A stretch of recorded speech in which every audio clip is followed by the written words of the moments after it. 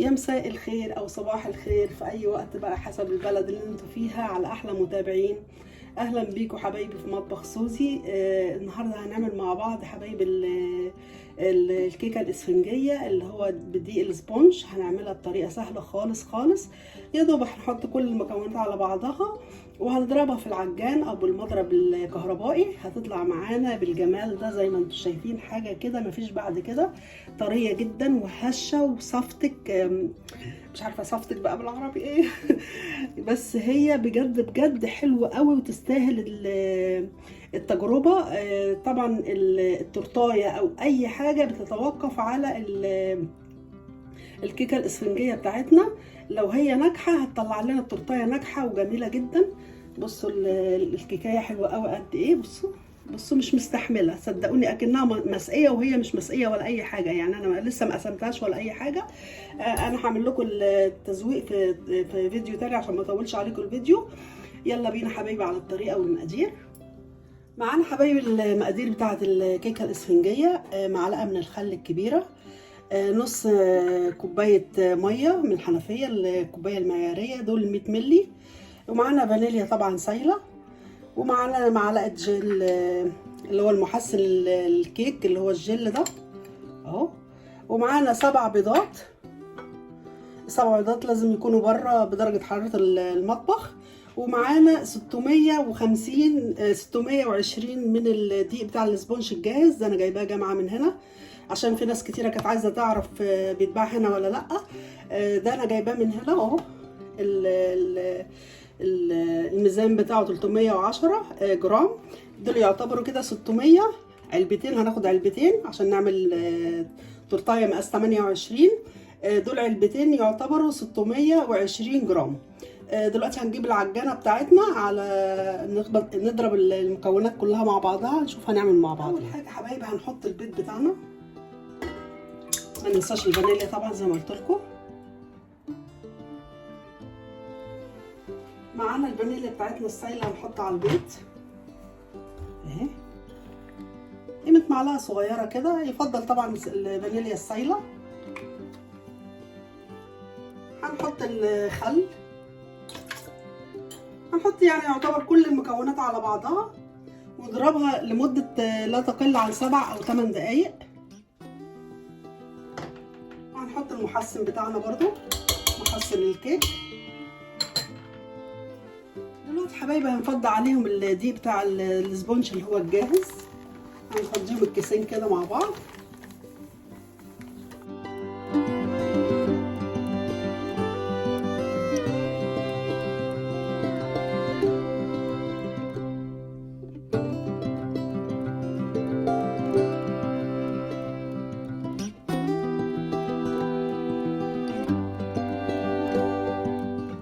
هنضرب المكونات مع بعضها زي ما قلت لكم، كله على بعضه كده على درجه بطيئه الاول،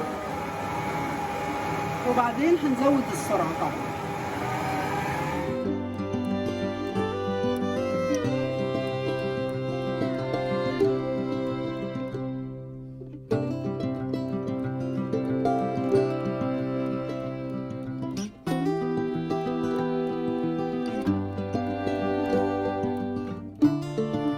لما المكونات تختلط مع بعضها دلوقتي هنزود السرعه.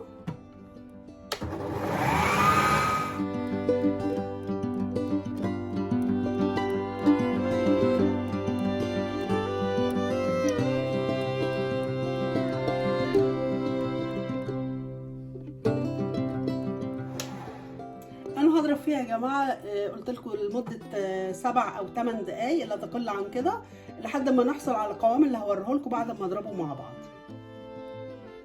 ادي حبايبي القوام بتاع الاسبونج بتاعنا. بصوا عامل ازاي.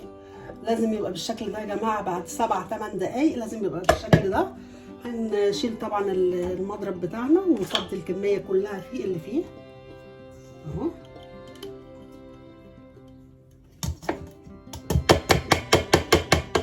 لازم نفضي الكميه كلها اهو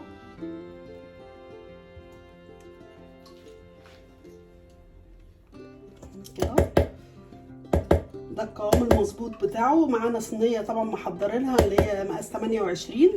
مبطناها بالزبده وحاطه فيها ورق الزبده من تحت برضو عشان تتقلب معانا بسهوله. فيها ورق الزبده برضو اهو كده اهو، هتبقى بالشكل ده اهو.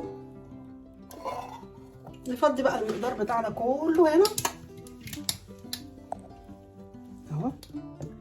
ده القوام المظبوط بتاع الاسبونج بتاعنا بكده 100 100.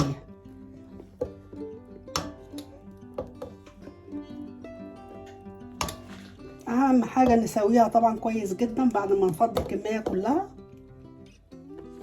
كده اهو.